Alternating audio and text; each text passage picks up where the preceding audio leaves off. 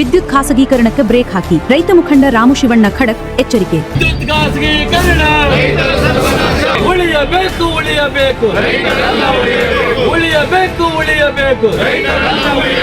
Tata power ಕಂಪನಿಗೆ ವಿದ್ಯುತ್ ಪರವಾನಗಿ ನೀಡುವುದನ್ನು ವಿರೋಧಿಸಿ ವೇಮಗಲ್ನಲ್ಲಿ ಬೃಹತ್ ಪ್ರತಿಭಟನೆ ನಡೆಯಿತು.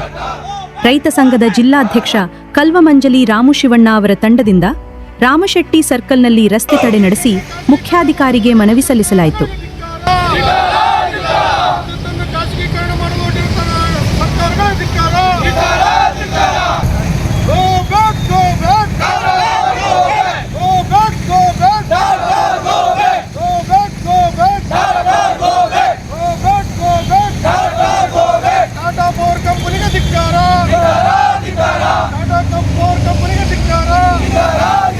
ಈ ವೇಳೆ ಮಾತನಾಡಿದ ರಾಮು ಶಿವಣ್ಣ, ವಿದ್ಯುತ್ ಖಾಸಗೀಕರಣವಾದರೆ ರೈತರ ಉಚಿತ ವಿದ್ಯುತ್ ರದ್ದಾಗಿ ಪಂಪ್ ಸೆಟ್ಗಳಿಗೆ ಮೀಟರ್ ಬೀಳುತ್ತದೆ ಹಾಗೂ ಗೃಹ ಜ್ಯೋತಿಯಂತಹ ಬಡವರ ಯೋಜನೆಗಳು ಬಂದ್ ಆಗುತ್ತವೆ ಎಂದರು.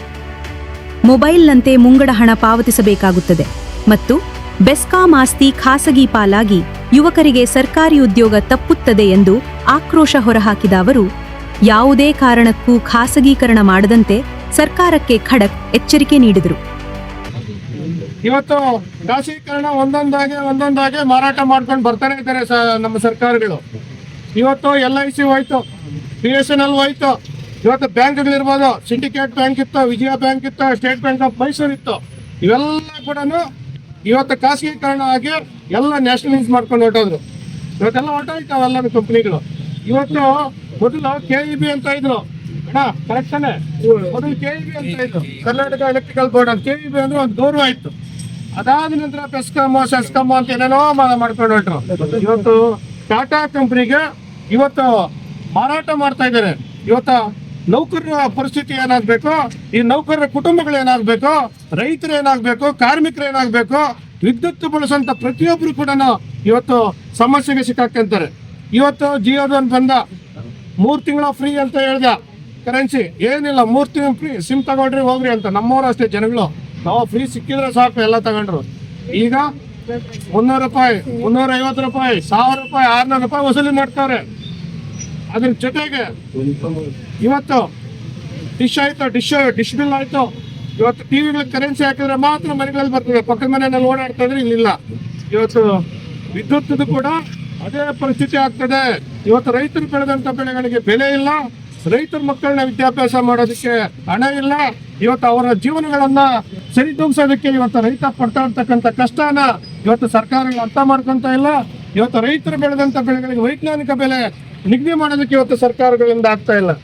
ಈಗ ನಿಮ್ಗೆ ಎಚ್ಚರಿಕೆ ಕೊಡ್ತಾ ಇದ್ದೀವಿ, ನೀವು ಕೂಡಲೇ ಇವತ್ತೇನು ಟಾಟಾ ಕಂಪ್ನಿಗೆ ಅವರು KERC ಏನು ಹಾಕೊಂಡಿದ್ದಾರೆ ಟಾಟಾ ಅವರು, ಯಾವುದೇ ಕಾರಣಕ್ಕೂ ಟಾಟಾ ಕಂಪ್ನಿಗೆ ಖಾಸಗೀಕರಣ ಮಾಡೋದಕ್ಕೆ ಬಿಡಬಾರ್ದು. ಸರ್ಕಾರದ ಸ್ವಾಮ್ಯದಲ್ಲೇ ಇರಬೇಕು. ನೌಕರರ ಭವಿಷ್ಯ ಉಳಿಬೇಕು, ಅವ್ರ ಕುಟುಂಬಗಳು ಉಳಿಬೇಕು, ರೈತರು ಉಳಿಬೇಕು, ಕಾರ್ಮಿಕರು ಉಳಿಬೇಕು, ಬಡಜನತೆ ಉಳಿಬೇಕು. ಇವತ್ತೇನು ಭಾಗ್ಯ ಜ್ಯೋತಿ, ಕುಟೀರ ಜ್ಯೋತಿ, ಯಾವ ಜ್ಯೋತಿಗಳೆಲ್ಲ ಬರ್ತಾ ಇದೆ, ಆ ಜ್ಯೋತಿಗಳೆಲ್ಲ ಜನಗಳಿಗೆ ತಲುಪುವಂತ ಕೆಲಸ ಮಾಡಬೇಕು. ಇವತ್ತು ಸರ್ಕಾರಕ್ಕೆ ನಾವು ಈ ಒಂದು ಒಟ್ಟಾಗಿ ಪ್ರಗತಿಪರ ಸಂಘಟನೆಗಳಿಂದ ನಾವು ಒತ್ತಾಯ ಮಾಡ್ತಾ ಇರೋದು ಒಂದು, ಯಾವುದೇ ಕಾರಣಕ್ಕೂ ಖಾಸಗೀಕರಣ ಮಾಡಬಾರ್ದು. ನೀವು ಖಾಸಗೀಕರಣ ಮಾಡಕ್ ಹೊರಟ್ರೆ ನಾವು ಬಿಡೋದಿಲ್ಲ. ಇನ್ನಷ್ಟು ಉಗ್ರ ಹೋರಾಟಗಳನ್ನ ನಾವು ಕರೆ ಕೊಡ್ತೀವಿ. ಇವತ್ತು ಸಾಮೂಹಿಕವಾಗಿ ಎಲ್ಲ ಹೋರಾಟ ಮಾಡ್ತಾ ಇದ್ದೀವಿ, ಆದ್ರೆ ಹಳ್ಳಿನಲ್ಲೂ ಕೂಡ ಹೋರಾಟಗಳು ಸ್ಟಾರ್ಟ್ ಆಗ್ತದೆ ಸರ್ಕಾರಗಳ ವಿರುದ್ಧ. ಈಗಲಾದ್ರೂ ಎಚ್ಚೆತ್ಕೊಳ್ರಿ, ಖಾಸಗೀಕರಣ ಮಾಡೋದನ್ನ ಬಿಡ್ರಿ, ಸರ್ಕಾರ ನಡೆಸ್ರಿ. ನಿಮ್ಗೆ ಸರ್ಕಾರ ನಡೆಸೋಕ್ಕಾಗಿಲ್ಲ ಅಂದ್ರೆ ಬಿಟ್ಟು ಮನೆಗೆ ಹೋಗ್ರಿ ಸ್ವಾಮಿ. ಯಾಕೆ ಬೇಕು? ಸರ್ಕಾರ ನಡೆಸೋಕ್ಕಾಗಿಲ್ಲ ಅಂದ್ರೆ ಖಾಸಗೀಕರಣ ಬಿಟ್ಬಿಡ್ರಿ, ಸರ್ಕಾರನ ಖಾಸಗೀಕರಣ ಮಾಡಿಬಿಡ್ರಿ. ಈಗಾಗಲೇ ಮಹಾರಾಷ್ಟ್ರ ಮತ್ತೆ ಅಸ್ಸಾಮಲ್ಲಿ ಈ ಒಂದು ಖಾಸಗೀಕರಣವನ್ನ ಜಾರಿ ಮಾಡಿದ್ದಾರೆ. ಮಹಾರಾಷ್ಟ್ರ ಮತ್ತೆ ಅಸ್ಸಾಮಲ್ಲಿ ಅಲ್ಲಿ ಬಹಳಷ್ಟು ರೈತರು ಈ ವ್ಯವಸಾಯನೇ ಬೇಡ, ಏನಕ್ಕೆ ಬೇಕಿದು, ರೈತರು ಬೆಳೆದಂತ ಬೆಳೆಗಳು ಬೆಲೆ ಇಲ್ಲ. ಅಲ್ಲಿ ನೋಡಿದ್ರೆ ಮೋಟರ್ಗೆ ಕಾರ್ಡ್ ತೋರಿಸ್ಬೇಕು, ಮೋಟರ್ ಓಡ್ಬೇಕು, ಪಕ್ಕದ ತಾಡ್ದ ನೀರು ಓಡ್ತಾ ಇರ್ತದೆ, ಇಲ್ಲಿ ಓಡಲ್ಲ. ಈ ಪರಿಸ್ಥಿತಿ ಬೇಡ ಅಂತ ಏನು ಕೃಷಿಯಿಂದ ವಿಮುಖ ಆಗ್ತಾ ಇದ್ದಾರೆ. ಇವತ್ತು ರೈತರ ಬೆನ್ನೆಲುಬು ಏನು ಅಂತ ಹೇಳ್ತಾರೆ, ಇದನ್ನ ಬೆನ್ನು ಮುರಿಯುವಂತ ಕೆಲಸ ಸರ್ಕಾರಗಳು ಮಾಡ್ತಾ ಇದ್ದಾವೆ. ಇವತ್ತು ಏನು ಈ ಕಾಯ್ದೆಗಳ ವಿರುದ್ಧ ತಿದ್ದುಪಡಿ ಆಗ್ಬೇಕು. ಈ ಕಾಯ್ದೆಗಳು ಏನೇನು ಮಾಡಿದ್ದಾರೆ, ರೈತ ವಿರೋಧಿ, ಜನ ವಿರೋಧಿ, ನೌಕರ ವಿರೋಧಿ ಕಾಯ್ದೆಗಳೇನಿದೆ ಅವೆಲ್ಲ ವಾಪಸ್ ಪಡಿಬೇಕು. ಯಾಕೆ ಅಂತಂದ್ರೆ 2003ರಲ್ಲಿ ಮಾಡಿರ್ತಕ್ಕಂಥ ಕಾಯ್ದೆ ವಾಜಪೇಯಿ ನೇತೃತ್ವದಲ್ಲಿ, ಇವತ್ತು ಅದೇ ಕಾಯ್ದೆಗಳು ಸನ್ಮಾನ್ಯ ಪ್ರಧಾನಮಂತ್ರಿಗಳಾದ ಮೋದಿ ಅವರು ಮುಂದುವರಿಸ್ಕೊಂಡು ಹೊರಟಿದ್ದಾರೆ. ಅದ್ರ ಜೊತೆಗೆ ಕರ್ನಾಟಕದ ಮುಖ್ಯಮಂತ್ರಿಗಳಾದ ಡಿ.ಕೆ. ಶಿವಕುಮಾರ್ ಅವರು ಮತ್ತೆ ಹಿಂದೆ ಇದ್ದಂತ ಸಿದ್ದರಾಮಯ್ಯ ಅವರು ಇದನ್ನು ಕೂಡ ಬಗ್ಗೆ ವಿರೋಧ ವ್ಯಕ್ತಪಡಿಸಿಲ್ಲ. ಯಾಕೆ ನೀವು ವಿರೋಧ ವ್ಯಕ್ತಪಡಿಸ್ತಾ ಇಲ್ಲ? 2003ರಲ್ಲಿ ವಿರೋಧ ವ್ಯಕ್ತಪಡಿಸಿದ್ರು, ಮತ್ತೆ ಇವತ್ತು ನೀವು ವಿರೋಧ ವ್ಯಕ್ತಪಡಿಸ್ಬೇಕು. ಇವತ್ತು ರೈತರ ಹಿತ ಕಾಪಾಡೋದಕ್ಕೆ ಗುಲಾಮರಾಗೋದಕ್ಕೆ ಹೋಗ್ಬೇಡ್ರಿ. ದಯವಿಟ್ಟು ರೈತರ ಹಿತ, ನೌಕರ ಹಿತ ಕಾಪಾಡಬೇಕು. ಈ ಕಾಯ್ದೆಗಳನ್ನ ಬದಲಾವಣೆ ಮಾಡಿ ಸರ್ಕಾರ ಸೌಮ್ಯದಲ್ಲೇನೆ ಈ ಒಂದು ಬೆಸ್ಕಾಂ ಇರಬೇಕು, ಮತ್ತೆ ಸರ್ಕಾರನೇ ನಡೆಸಬೇಕು. ಈ ನೌಕರರಿಗೆ ಉದ್ಯೋಗದ ಗ್ಯಾರಂಟಿ ಕೊಡಬೇಕು ಅಂತೇಳಿ ಒತ್ತಾಯಿಸಿ ಇವತ್ತೇನು ಸಾಮೂಹಿಕವಾಗಿ ಪ್ರಗತಿಪರ ಸಂಘಟನೆಗಳು ಒಕ್ಕೂಟ ಇವತ್ತು ವೇಮಗಲ್ ಕುರ್ಗಲ್ ಪಟ್ಟಣ ಪಂಚಾಯಿತಿ ಮುಂದ್ಗಡೆ ಹೋರಾಟ ಮಾಡುವ ಮುಖಾಂತರ ಈ ಒಂದು ಪಟ್ಟಣ ಪಂಚಾಯಿತಿಯ ಮುಖ್ಯಾಧಿಕಾರಿಗಳ ಮುಖಾಂತರ KCRE ಕಾರ್ಯದರ್ಶಿಗಳಿಗೆ ಒಂದು ಮನವಿಯನ್ನ ಕಳಿಸುವಂತ ಕೆಲಸ ಎಲ್ಲ ಸಾಮೂಹಿಕವಾಗಿ ಮಾಡ್ತೀವಿ. ಈ ಒಂದು ಹೋರಾಟ ಇಲ್ಲಿಗೆ ನಿಲ್ಲೋದಿಲ್ಲ. ಇವತ್ತು ಪ್ರಾರಂಭ ಮಾಡಿದ್ದೀವಿ.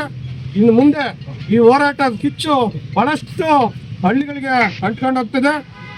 ಈಗಾಗಲೇ ಹೇಳ್ದಂಗೆ ಹಳ್ಳಿಗಳಿಗೆ ಏನಾದರೂ ಬಂದು ರೈತರ ಪಂಪ್ ಸೆಟ್ಗಳಿಗೆ ಏನಾದರೂ ಡಿಜಿಟಲ್ ಮೀಟರ್ ಅಳವಡಿಸೋಕೆ ಹೋದ್ರೆ ಕಿತ್ತು ಬಿಸಾಕುವಂತ ಕೆಲಸ ಆಗ್ತದೆ. ಇವತ್ತು ಯಾರು ಕೂಡ ನಮ್ಮ ರೈತರಲ್ಲಿ ಮನವಿ ಮಾಡ್ಕೊಳ್ತೀವಿ, ನೀವು ಯಾರು ಕೂಡ ಡಿಜಿಟಲ್ ಮೀಟರ್ ಅಳವಡಿಸಕ್ ಬಂದ್ರೆ ದಯವಿಟ್ಟು ಹಾಕ್ಸ್ಬೇಡ್ರಿ, ಅದನ್ನ ಕಿತ್ತು ಬಿಸಾಕುವಂತ ಕೆಲಸ ಮಾಡ್ರಿ. ನಾವು ರೈತ ಸಂಘ ನಿಮ್ ಜೊತೆ ನಿಲ್ತೀವಿ, ರೈತರ ಪರವಾಗಿ ಇರ್ತೀವಿ. ಅವ್ರು ಏನ್ ಮಾಡಕ್ ಸಾಧ್ಯ, ಕೇಸ್ ಹಾಕಿ ಜೈಲ್ ಕಳ್ಸಕ್ ಸಾಧ್ಯ ಇದೆಯಾ ಕಳಿಸ್ಲಿ, ಅದೆಷ್ಟು ಜನ ಜೈಲಿಗೆ ಕಳಿಸ್ತಾರೆ, ಎಷ್ಟು ಜನಕ್ಕೆ ಶಿಕ್ಷೆ ಕೊಡ್ತಾರ ಕೊಡ್ಲಿ ಅಂತ ಹೇಳ್ತಾ ಇವತ್ತು ಈ ಹೋರಾಟವನ್ನ ಎಲ್ಲ ಪ್ರಗತಿಪರ ಸಂಘಟನೆ ವಹಿಸ್ಕೊಂಡು ಎಲ್ಲ ಮುಖಂಡರಿಗೂ ಧನ್ಯವಾದವನ್ನ ತಿಳಿಸ್ತಾ ಇದ್ದೀವಿ. ಬಂಧುಗಳೇ, ಮನವಿ ಸ್ವೀಕರಿಸಿದ ಪಟ್ಟಣ ಪಂಚಾಯಿತಿ ಸಿಒ ವೆಂಕಟೇಶ್, ನಾವು ಸದಾ ರೈತರ ಪರವಾಗಿದ್ದು ಈ ಹೋರಾಟಕ್ಕೆ ನಮ್ಮ ಬೆಂಬಲವಿದೆ. ಖಂಡಿತ ಇದನ್ನು ಮೇಲಧಿಕಾರಿಗಳ ಗಮನಕ್ಕೆ ತರುತ್ತೇನೆ ಎಂದು ಭರವಸೆ ನೀಡಿದರು. ಕೋಲಾರ ಜಿಲ್ಲೆ ವಿದ್ಯುತ್ ಖಾಸಗೀಕರಣ ವಿರೋಧಿಸಿ ಇವತ್ತು ಧರಣಿಯನ್ನ ಮಾಡಿ ಮನವಿಯನ್ನು ನಮ್ಮ ಮೂಲಕ ಸರ್ಕಾರಕ್ಕೆ ಕೊಡಬೇಕು ಅಂತ ಏನು ತಾವು ಆಗ್ರಹಿಸಿದ್ರಿ. ಆಗ್ರಹಿಸಿರುವಂಥ ವಿಚಾರದಲ್ಲಿ ನಾನು ಕೂಡ ತಮ್ಮ ಮನವಿಯನ್ನು ಸ್ವೀಕರಿಸುತ್ತಾ ನನ್ನ ಅನಿಸಿಕೆ ಏನಂದ್ರೆ, ನಮ್ಮ ದೇಶ ಭಾರತ ದೇಶ ರೈತಾಪಿ ದೇಶ. 70% ಜನರು ನಮ್ಮ ದೇಶದಲ್ಲಿ ಭೂಮಿಯನ್ನು ನಂಬಿಕೊಂಡು ಜೀವನ ಮಾಡ್ತಕ್ಕಂಥ ದೇಶ. ಈ ಟಾಟಾ ಕಂಪನಿ ಇರ್ಬೋದು ಅಥವಾ ಅಂಬಾನಿ ಕಂಪನಿ ಇರ್ಬೋದು, ಯಾವುದೇ ಕಂಪನಿಯ ಮ್ಯಾನೇಜಿಂಗ್ ಡೈರೆಕ್ಟರ್ ಇರ್ಬೋದು ಅಥವಾ ಕಾರ್ಪೊರೇಟರ್ ಇರ್ಬೋದು, ಎಲ್ರಿಗೂ ಕೂಡ ಈ ರೈತ ಬೆಳೆದಂತಹ ಅನ್ನವನ್ನೇ ತಿನ್ನೋದು. ಯಾರು ಕೂಡ ಅವ್ರ ಕಂಪನಿಯಲ್ಲಿ ತಯಾರು ಮಾಡಿರ್ತಕ್ಕಂಥ ಇನ್ಸ್ಟ್ರೂಮೆಂಟ್ ತಿನ್ನೋಕ್ಕೆ ಸಾಧ್ಯ ಇಲ್ಲ. ಸೊ ಅದರಿಂದ ರೈತರ ಕಷ್ಟ ನಮ್ಮೆಲ್ರಿಗೂ, ಇಡೀ ಸರ್ಕಾರಕ್ಕೂ ಕೂಡ ಗೊತ್ತಿದೆ. ಕೇಂದ್ರ ಇರ್ಬೋದು, ರಾಜ್ಯ ಸರ್ಕಾರಕ್ಕೂ ಕೂಡ ಗೊತ್ತಿದೆ.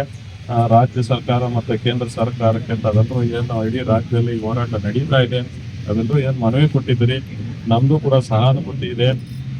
ನಾವು ಕೂಡ ರೈತಾಪಿ ಕುಟುಂಬದಿಂದ ಗೊತ್ತಿರೋದ್ರಿಂದ, ರೈತರ ಕಷ್ಟ ವಿಚಾರಗಳು ಕೂಡ ಗೊತ್ತಿರೋದ್ರಿಂದ ಏನು ಖಾಸಗೀಕರಣ ವಿರೋಧಿ ಏನು ಇದು ಮಾಡ್ತಾ ಇದ್ರಿ, ನಮ್ಮ ಮನವಿಯನ್ನು ಶೀಘ್ರವಾಗಿ ನಾವು ಸಂಬಂಧಪಟ್ಟ ಇಲಾಖೆಗೆ ನಾವು ತಲುಪಿಸ್ತೇವೆ. ನಾವು ಕೂಡ ನಿಮಗೆ ಗಮನ ಇರ್ತೀವಿ. ಯಾವುದೇ ಸರ್ಕಾರ ಕೂಡ ಖಾಸಗೀಕರಣ ಮಾಡಲ್ಲ ಅಂತ ನನ್ನ ಭಾವನೆ ಇದೆ.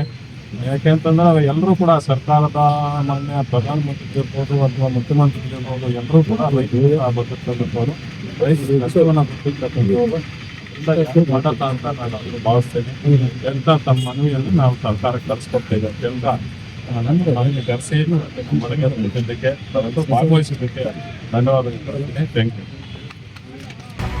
ಹೋರಾಟದಲ್ಲಿ 100 ರೈತರು ಭಾಗವಹಿಸಿದ್ದರು.